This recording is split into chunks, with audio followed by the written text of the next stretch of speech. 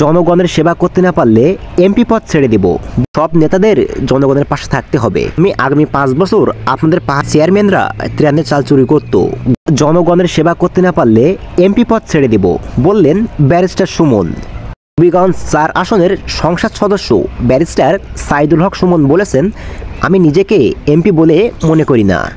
আমি আপনাদের বা জনগণের শ্রমিক। যদি আপনাদের সেবা করতে না পারি তাহলে আমি এমপি পদ ছেড়ে দিব। শনিবার 10 ফেব্রুয়ারি বিকেলে হবিগঞ্জের চুনরঘাট উপজেলায় লালচন্দা চা বাগানের চা শ্রমিকদের মাঝে প্রধানমন্ত্রী উপহারের জিআর চাল বিতরণ অনুষ্ঠানে তিনি একথা বলেন। ব্যারিস্টার সুমন বলেন, সব নেতাদের জনগণের পাশে থাকতে হবে, না হলে নেতৃত্বে থাকতে দেবেন না।